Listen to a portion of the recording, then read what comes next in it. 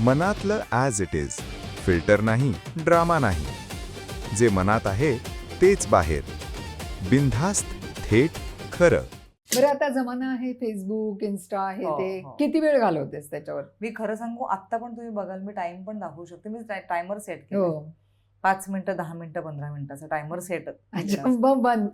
मग मला हो, नाहीतर इट इज सो ऍडिक्टिव्ह. मला सुरुवाती नवीन होतं ना इंस्टाग्राम. अरे बापरे, हे सगळं पोस्ट नंतर कळायला लागलं किती वेळ जातोय. ते तंद्री लागल्यासारखे आपला अर्धा तास. येस. मग माझं असं होतं की मी पोस्ट करते, कारण की इंस्टाग्राम हे मी ह्याला डावलू पण शकत नाही आपण, कारण की हा फार महत्वाचा भाग आहे सोशल मीडिया आपल्या लाईफ मधला. त्याला तेवढाच इम्पॉर्टन्स आहे आजही, आणि विथ ड्यू रिस्पेक्ट आपण तो इम्पॉर्टन्स बघता इंस्टाग्रामवर असलं पाहिजे, फेसबुकवर असलं पाहिजे, हे सगळं मी पाळते.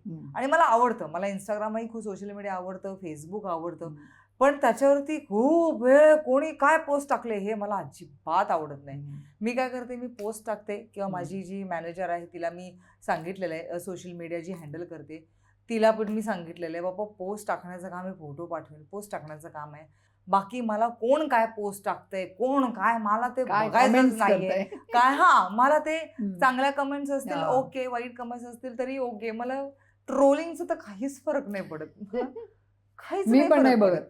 मला एका ह्याच्यामध्ये एकदाच बघितलेलं आणि त्यांनी सांगितलं बहुतेक या मॅडम बघत नाहीत कॉमेंट्स काय आहेत त्या. नाही, आणि मी एक इंटरव्ह्यू मध्ये बघितलं की त्या व्यक्तीने सांगितलं की कीव यावी अशा व्यक्तींची, जे कमेंट्स मध्ये असं काहीतरी लिहितात ना, त्यांची बुद्धिमत्ताच तेवढी आहे. मला असं वाटतं पहिल्यांदा तुम्ही करून दाखवा, then you will come to know की त्याच्यामध्ये किती कष्ट आहेत.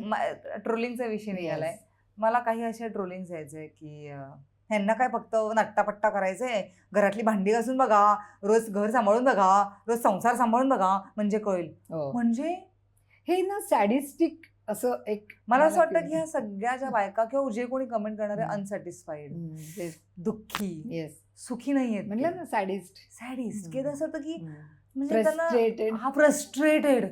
त्यांचं ना वाचलं असं वाटतं की जाम फ्रस्ट्रेटेड आहे बाई, बाबा एवढे पटकन मेसेज आपण त्यांना माफ करायचं. किंवा दया, मला दया येते यांची की बिचारे, आता मी वरच्या स्टेजला पोहोचले, तुझ्यापेक्षा सिनियर आहे ना. मला आवडलंय. दया पण नको का, सोडून मला आता काही वाटतच नाही. मला फक्त एवढंच वाटतं की बिचारे जाने दो, छोड दो उनको, अरे पता नाहीये, हे ईश्वर त्यांना माफ कर. अहो मॅम, त्यांना माहिती नाही ते काय करतायत. एक सांगू का तुम्हाला, कुठलीही महिला, हे मी माझ्या बाबतीत अनुभवलंय, मी ऐकलंय, आणि याचा प्रचंड त्रास पूर्वी व्हायचा. इतकं सोपं आहे ना, आपली मेहनत, कुठल्याही स्त्रीची, तिचं कर्तृत्व, तिने स्वतःने उभं करून हे कमवलं, हे पचतच नाही लोकांना. कॉम्प्रोमाइज केलं असेल, हे इतकं इझिली, हे मी माझ्या बाबतीत ऐकलंय. आणि हे मला इतकं पूर्वी हर्ट व्हायचं. मला असं झालं की ह्यांना ऑप्शन दुसरीकडनं मला खाली खेचता येत नाही. कर्तृत्व तुम्ही खाली खेचू शकत. मी तुला मगाशीच म्हटलं की तुझ्यासारखा एवढा सुंदर चेहरा, एवढी चांगली अभिनेत्री आहेस तू, तुला तर खरं हिंदीत करायला पाहिजे. बरोबर, हो. आता तो माझा चॉईस होता, जसं मला हिंदीत करायचं नाही, पण मी करायचं ठरवलं, मी करूच शकते. नाही, करायचंच आहे आता. येस, हा माझी ऑर्डर आहे. हो, चालेल, अगदीच अगदीच. तर मला म्हणायचं की हे किती सोपं विधान आहे, किती सोप्या कमेंट्स आहे त्या. अरे यांचं काय, कोणाचंही, म्हणजे कॉम्प्रोमाइज करून नायिका मोठ्या होतात, हे खूप टची आहे. म्हणजे आम्ही, म्हणजे बेसिकली असं होतच नाही. तुम्हाला basically if you have your inherent talents, आणि ते जसं हिऱ्याला पैलू पाडल्यानंतरच त्याच्यातले म्हणजे हिरे पण हे येतं, तसंच आपल्याला खूप म्हणजे त्याच्यामध्ये घालावं लागतं, झिजवावं लागतं. हे कोणाला माहिती का मॅम, की ज्यांनी केले, आय थिंक मध्यम वर्गीय ह्याच्यातनंच आलेले होते, तर तो स्ट्रगल ह्यांना माहितीये का? मी कधी बॉदरच नाही केलेलं. मी आयुष्यात कधी बॉदर केलं नाही. आता पण आम्ही हे एवढे युट्यूबचे हे करतो, त्याच्यावर ते टाकतो. They don't know how much I have to struggle for it. Exactly. My money, sleepless nights, किंवा आपण फॅमिलीपासून दूर राहिलोय, पैसे नसताना, म्हणजे ह्याच्यात काही सिंपती नाही घ्यायची मॅम. पण नॉर्मल फोटोशूट करायचं असेल तर थोडे पैसे वाचवण्यासाठी मॅगी खा, ब्रेड बटर खा फक्त. हे बघितलंय तुम्ही, नाही बघितलं, हे किती इझिली तुम्ही हे बोलू शकता, कारण की ते तुमच्याकडे नाहीये. आपल्याकडे जे आहे ना मॅम, ते त्यांच्याकडे नाहीये, म्हणून ही जेलसी आहे. नाही बघायचं तिथून आपण आहे. त्याच्याकडे. एक्झॅक्टली. आणि आता तर मला काहीच फरक पडत नाही. तू फार वरच्या लेवलला पोहोचले. हो, आणि हे असंच बेस्ट आहे. मी म्हणते ना की असं तुम्ही कॉमेंट्स करा, करत राहा. I will become more and more going to exactly. साईडला मी जाईन की बाबा लेडी मॉन्क मी आणि तुम्हाला माहिती ना, जितकं असं वाईट बोलतात ना, त्या व्यक्तीचं चांगलं होत जातं. मी बघितलंय. मी बघतच नाही त्याच्याकडे, कारण का त्यांना माहिती नसतं आपण किती टाइम, मनी, एनर्जी आपली लावतो. बरोबर. सो लाईक वन्स, म्हणून मी प्रत्येक वेळेला म्हणते की put yourself in their shoes and then you will understand की तो शू तुम्हाला किती बाईट करतो. किती बाईट करतो. एक्झॅक्टली. सो मी तर म्हणेन की आता याच्या पुढे तू निश्चितपणानं सिनेमामध्ये काम करायला लाग, अगदी खूप जोमानं. आणि तसंच हिंदी सिरियलमध्येही हा सुंदर चेहरा आम्हाला दिसू दे. निगेटिव्ह रोल असे, पॉझिटिव्ह रोल असू दे. मी पहिल्यांदा तुमच्याकडेच येणार आहे, कारण की Yes. तुम्ही आत्ताच मगाशी काहीतरी मला Yes, सांगितलेलं yes, आहे. yes. आहे एक त्याच्यामुळे पाईपलाईन मध्ये. मी- बाय गॉड्स ग्रेस लवकर होऊन दे Yes, माझं. होणार. पहिला फोन वाजेल Amen. बघा माझा.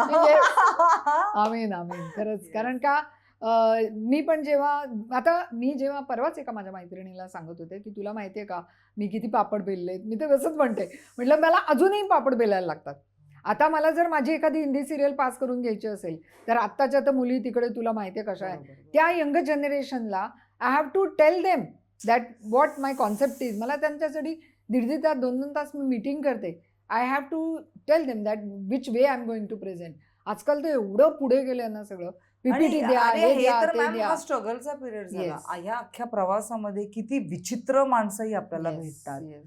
इतकी म्हणजे मला तर एक फेज अशी होती 3-4 वर्ष, इतकी खोटारडी, इतकी नीच दर्जा, नीच वृत्तीची माणसं माझ्या आयुष्यात येऊन गेलीत. इतकी नीच की हे खूप सभ्य आणि साधे शब्द आहेत. पण मला असं वाटतं की ह्याच्यातनंही आपण सोलून बाहेर पडतो, पूर्णपणे तालून सुलाखून बाहेर पडतो, की अजून स्ट्रॉंग होतो, वाईट अनुभवांवरनं अजून स्ट्रॉंग होतो.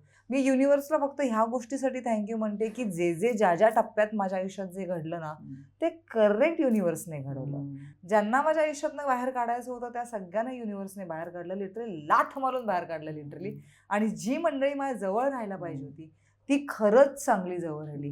मॅम तुम्हाला सांगते 3 प्रकारच्या व्यक्ती असतात. एक असतात की तुमच्या खूप लांब राहणाऱ्या, तुमच्यापासून लांब असणाऱ्या व्यक्ती असतात. त्या लांब असणाऱ्या व्यक्ती सुद्धा लांबून तुम्हाला पाण्यात बघत असतात. ते तुमच्या जवळ नसतात, लांब असतात कुठेतरी. मग ते नातेवाईकांमध्ये असो, मैत्रिणींमध्ये असो किंवा कोणीही असो. एक दुसऱ्या प्रकारचे व्यक्ती असतात, त्या जास्त घातक असतात. त्या तुमच्या आसपास, तुमच्या रोजच्या आजूबाजूला असणाऱ्या व्यक्ती असतात आणि त्या तुमच्या काही न बोलता डायरेक्ट नुकसान करून निघून जातात आणि ते वाईट पद्धतीचं नुकसान करतात. कधी वाटतही नाही की आपल्यासोबत आपल्या टेबल शेअर केलेली व्यक्ती किंवा खाणं शेअर केलेली, एकत्र राहणारी व्यक्ती ह्या लेवलला पोहोचू शकते आपल्याला. हे सगळं डेंजरस कॅटेगरी. ही माणसं नाहीत, हैवान. आणि तिसरी कॅटेगरी असते ती म्हणजे तुमच्या आजूबाजूला असो किंवा नसो, तो ग्रुप किंवा ती 2-4 माणसं जी असतात ती सदैव तुमच्या चांगल्यासाठी झटत असतात, सदैव तुमच्यासाठी प्रार्थना करत असतात, तुमचं चांगलंच चिंतात. तुम्ही खूप मोठ्या ठिकाणी जावं, मोठं व्हावं, यश कमवावं, तुम्हाला कधीच कुठल्या गोष्टीचं नुकसान होऊ नये, म्हणजे फक्त आणि फक्त ब्लेसिंग्स. मग ते तुमच्या आजूबाजूला असतातही नसतातही. मला असं वाटतं की ही जी 3rd कॅटेगरी मधली जी माणसं जी म्हटली तुम्हाला, ती आपण जपता आलं पाहिजे आपल्याला. मग ते नातेवाईक असो, कॉलिग्स असोत किंवा आपल्या मैत्रिणी असोत, इंडस्ट्रीमधले असोत किंवा नसोत.